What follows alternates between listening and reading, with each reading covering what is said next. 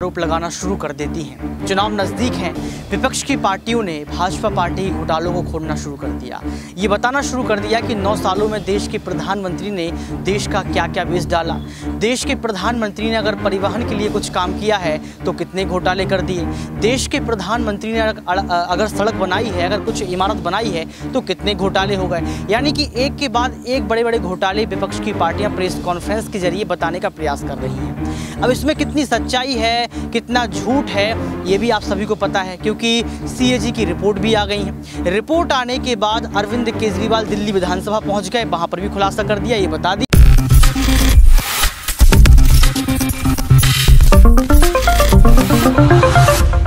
Next 9 news में आपका बहुत बहुत स्वागत है। मैं हूं आपके साथ अबरारुल हक रहमान। दर्शकों, इस समय कई मुद्दों को लेकर के सियासत हो रही है, लेकिन 2024 के चुनाव को लेकर साफ तौर पर माना जा रहा है कि स्थिति अब तक इंडिया गठबंधन के साफ नहीं हो पाई है।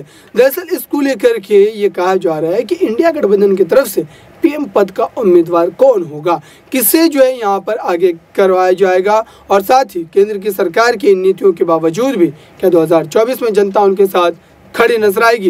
इन्हीं तमाम मुद्दों को लेकर के हमारे संवाददाता ने लोगों से समझने की कोशिश की कि उनकी क्या राय है।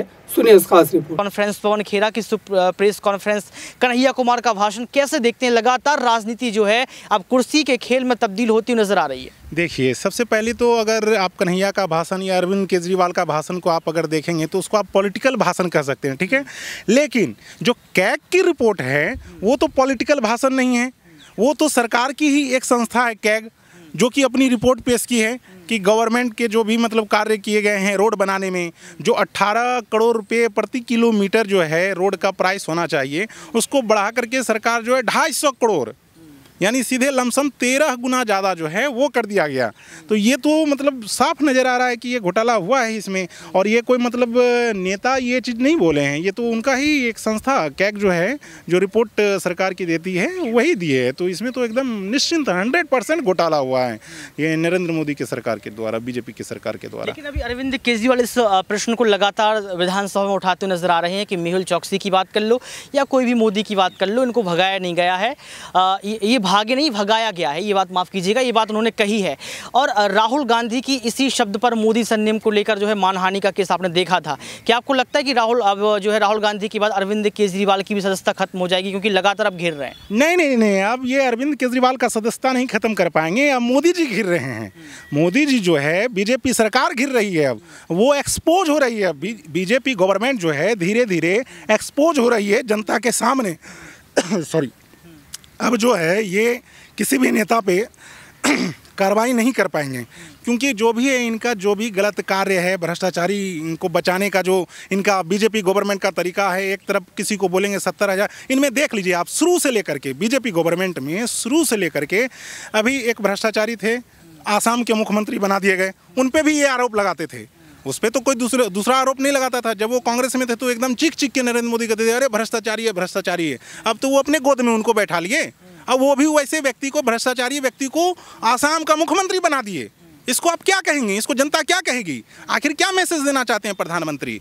जितने भी भ्रष्टाचारी हैं आखिर भाग कैसे जाते हैं गवर्नमेंट के चंगुल से? आप तो गरीब अगर जनता कुछ भी लोन लेती है तो गवर्नमेंट उसको पकड़ लेती है, बैंक वाला पकड़ लेता है। लेकिन जो बड़ा नेता है, ये लोग, ये बड़ा बिजनेसमैन है, ये लोग पैसा लेकर के भाग कैसे जाते हैं?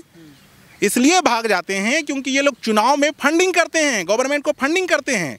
आप ही देख लीजिए, ये मोदी जी अपने भाषण में कहते हैं कि कांग्रेस भ्रष्टाचारियों की सरकार है, ठीक है।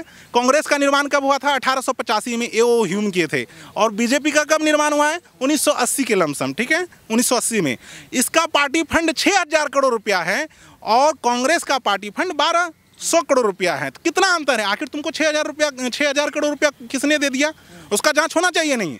मेरा तो मांग है कि इन जो भी मतलब पार्टी फंड होता है, जितने पॉलिटिकल पार्टी का है, सबको आरटीआई के दायरे में आना चाहिए, क्योंकि सारे लोग चोर हैं। मैं एक को नहीं बोल रहा हूँ, सारे लोग करते हैं इस तरह का। तो कोई कुछ कम करता है, कोई कुछ ज़्यादा करता है। तो बीजेपी जो है एक्सेस कर रही है, तो एक्सेस करेगी तो एक तरह से गुबार जनता के अंदर जो रहता है वो तो फूटेगा ही सरकार पे।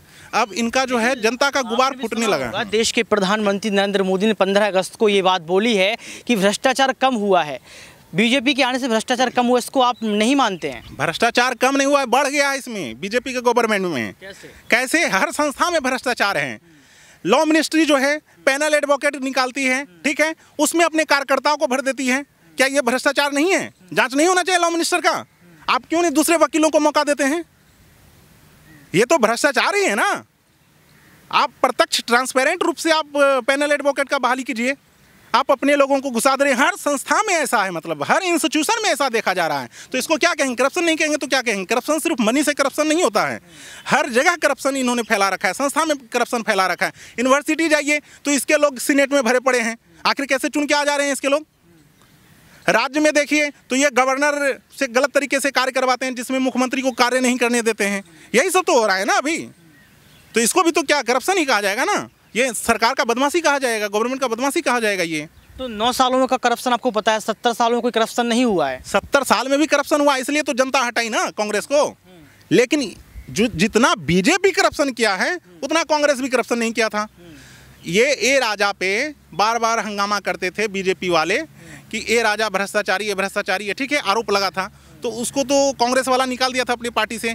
बीजेपी के नेता पे जब आरोप लगता है, बीजेपी तो आरोपियों को ही अपने पार्टी में मिला लेती है। अजित पवार डिप्टी सीएम बना दिया। कुछ दिन पहले प्रधानमंत्री खुद चिल्ला करके बोल रहे थे महाराष्ट्र में 70,000 करोड़ लूट लिया, 70,000 करोड़ लूट लिया। तो भैया आपने अपने पार्टी में क्यों शामिल किया उनको? आखिर क्या हमदर्दी है आपको? ऐसे ही उनको जुमलेबाज नहीं बोला जाता है। प्रचार किए कि 15 लाख करोड़ जो है मतलब वो आ जाएगा सभी के खाते में। कहाँ आया 15 लाख करोड़ रुपए? आप तो जनता से इमोशनल अटैचमेंट होकर के आप वोट लिए हैं। उस तरह का लोगों को सच्चे नेता को चुनना चाहिए, इस तरह के जुमलेबाज और झूठेदार नेता को नहीं चुनना चाहिए। ये बार बार परिवारवाद कहेंगे और अपने ही पार्टी में मतलब जो है इतने परिवारवाद इनके भरे पड़े हैं कि गिनाने लगूं तो समय खत्म हो जाएगा। पवन खेरा ने लगातार ये बात कही है कि चीन, आरएसएस और बीजेपी का कनेक्शन, ये बात कही गई है, इस पर आपको भरोसा है? नहीं, ऐसा तो नहीं है, ये चीज़ मैं नहीं मानता हूँ कि, लेकिन तब भी जो है रिलेशन जो होता है, चाइना जो है बड़ा कंट्री है, अब हर चीज़ तो इंडिया बनाएगी नहीं, तो इसको प्रत्यक्ष रूप से हर देश को जो है ग्लोबली जो है हर देश को दूसरे देश पे डिपेंड रहना पड़ता है। ऐसा नहीं, ये चीज़ मैं नहीं मानता हूँ। अच्छा, क्योंकि पवन खेरा लगातार ये बात कह रहे हैं कि अगर एक समय ऐसा था जब जवाहरलाल नेहरू और तमाम लोग जो थे वो चीन से डायरेक्टली लड़ने के लिए तैयार होते थे, चीन को आईना दिखाने का काम करते थे, लेकिन देश के प्रधानमंत्री चीन के मुद्दे पर भी शांत हैं। ये बात अरविंद केजरीवाल भी कह रहे हैं और तमाम विपक्ष की पार्टियों के नेता भी कह रहे हैं। इसमें सच्चाई नजर आती है? देखिए, ये समय लड़ने का नहीं है, ये समय शांति का है, विकास का है। अगर पिछले समय में कुछ हुआ है उस तरह का तो ठीक है, लड़े हैं, लेकिन ये समय जो है अपने देश को विकास के गति पे बढ़ाने का है। इस वजह से लड़ाई तो मतलब होना नहीं चाहिए किसी भी देश में, ये सही नहीं है।